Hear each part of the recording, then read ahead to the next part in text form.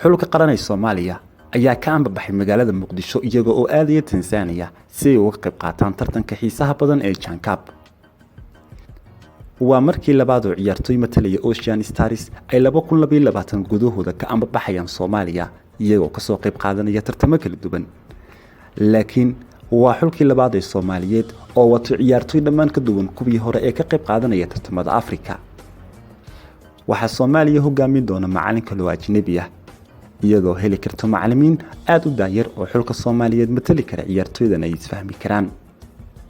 Chan Cup mid ka mid ah tartamada ay ciyaaraan wadamada ku yaala qaaradda Midowga ee Afrika. waa tartanka qaramada qaaradda Afrika oo sidoo kale loo yaqaan Total Energy African Nation Championship. waa 2 sanadle oo wadan walba labadii sanaba hal mar ayuu nasiib u yeeshaa tartankan inuu ka qayb qaato. xiriirka kubadda cagta Afrika ee CAF ayaa tartankani hogaamiya. markii ugu horeysay ee lagu dhawaaqay waxay ahayd 11 Sebtembar 2007. wadamada ka qayb galaya waxay ka kooban yihiin ciyaartoydooda kuwa ka ciyaara horyaalada maxalliga ah ee wadankaasi.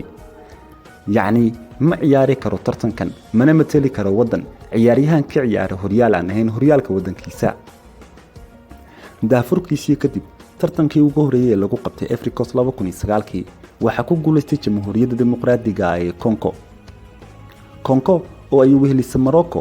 waa labada wadan ee kaliya ay ku guuleystay 2 jeer tartankan. xiliyadiisii hore oo ay soo mareen marxalado adagna waxa uu qaabili jiray 8 kooxood oo kaliya, laakiin si degdeg ah ayuu isku bedelay ilaa uu gaaray 16 kooxood daabacadii labaad. laga soo bilaabo 2014 dhammaan tartamayaasha ka qayb qaadanaya tartankan heerar kala duwan ayay soo marayeen. wadan walbana waxa lagu qiimeeyay kaalinta uu ka fadhiyo liiska kala sareynta ee FIFA. haddaba xulka qaranka ee Soomaaliya 3 jeer ayuu ka qayb qaatay sida taariikhda ugu qoran tartankan. Soomaaliya waligeed wax guul ah maysan ka soo hoyin Chan Cup. sidoo kale wiilal matala Ocean Stars wali maysan bareesh xitaa ka soo helin ciyaar ay ciyaareen tartanka Chan Cup.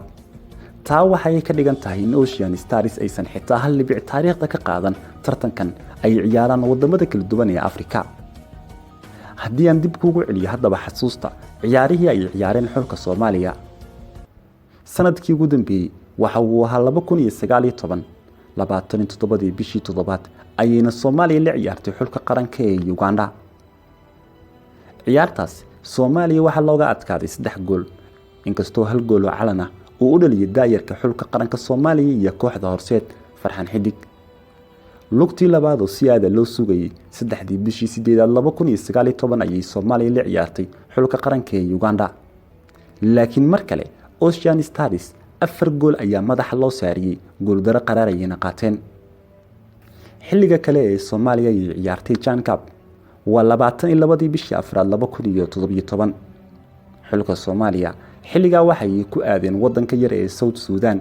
kulankii koowaad Cabbaas Amiin Maxamed ayay dad badan ku xasuustaan kabtanka kooxda dekedaha in uu ahaa wiilka shabaqa u soo taabtay xulka qaranka Soomaaliya walow looga adkaaday 2 gool iyo 1 gool. isla 30 bishii 4 2017 South Sudan ayaa 2 gool iyo eber tirtay xulka qaranka Soomaaliya kulankii labaad ee Chan Cup. markii ugu horeysay ee Soomaaliya ay ciyaarto tartankanna 2010 ayuu ahaa. 12 sano ayaa hadda ka soo wareegatay waqtigaas. 27 bishii 3 Tansaaniya ayay marti u noqdeen Ocean Stars 6 gool. goolal gaaraya ayaana dhabarka loo soo saariyay Soomaaliya. 2024 July Soomaaliya waxay la ciyaari doontaa waqti kadib xulka qaranka ee Tansaaniya Chan Cup. waa qaanada ay ku jiraan wadamada dhamaantood ka soo jeeda East Africa. Soomaaliya iyo Tansaaniya, Burundi iyo Djibouti, Ethiopia iyo South Sudan ayaa isla waqtigaasi iyaguna ciyaari doona. Soomaaliya haddii labada kulan ka soo adkaato xulka Tansaaniya waxa sugaya ma aha shaqo kale oo fudud. maxaa yeelay iyaga waxa meel u fadhin doona xulka qaranka dalka Uganda oo isaguna 28 bisha Agost la ciyaari doona kii soo baxa Soomaaliya ama Tansaaniya. Ethiopia iyo South Sudan Rwanda ayaa meel u fadhin doonta iyaguna. Suudaanna waxay meel u fadhidaa Burundi iyo Djibouti midkii soo adkaada.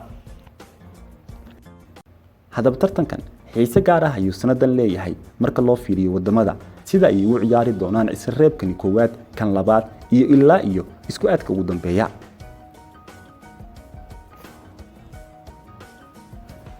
nidaamka abuurka tartankan oo lagu saleeyay natiijada saddexda qaybood ee ugu dambeysay ee CHAN ayaa ka dhigan in Ghana iyo Benin ay ahaanayaan xulalka ugu hooseeya isla markaana iskaga hor imaan doonaan ciyaaraha isreebka ee gobolada.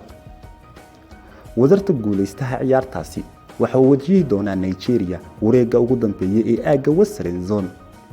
isku aadka tartankan la balaariyay ee ciyaartoyda gudaha dalka waxaa ciyaaraya hadirtan isreebka 46 wadan waxaana la filan doonaa 18 kooxood oo kaliya in ay ka soo haraan.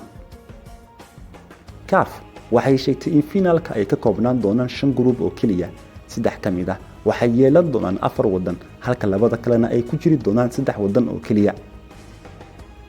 Algeria oo martigelinaysa Morocco oo koobkan difaacanaysa iyo xulka waqooyiga Afrika ku yaal ee Libya ayaa horeba loo xaqiijiyay in ay ka soo bixi karaan tartankan. Zimbabwe ayaa lagu daray isku aadka wareegga aaga koonfureed inkastoo hadda FIFA ay ka mamnuucday ciyaaraha caalamiga lagana tuuray isreebka koobka qaramada Afrika. dib u dhacyadii ay sababtay musiibada COVID-19 iyo koobka adduunka ee Qatar oo dhacaya bilaha November iyo December waxay u muuqdaan inay saameyn ku yeesheen finaalka CHAN ka oo hadda la qorsheeyay 8 ilaa 31 January 2023 in la ciyaaro.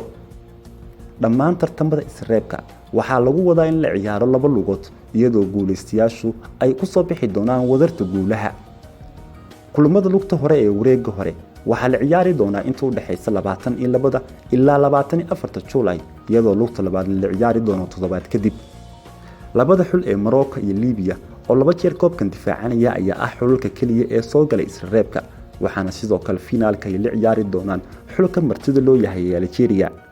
Masar ayaa mar kale dooratay inaysan ka qayb galin tartankan halka Tunisia laga ganaaxay kadib markii xilli dambe ay iskaga hareen ololihii isreebka ee 2020. haddaba maxaad u rajaynaysaa xulka qaranka Soomaaliyeed ciyaaraha CHAN Cup 2022?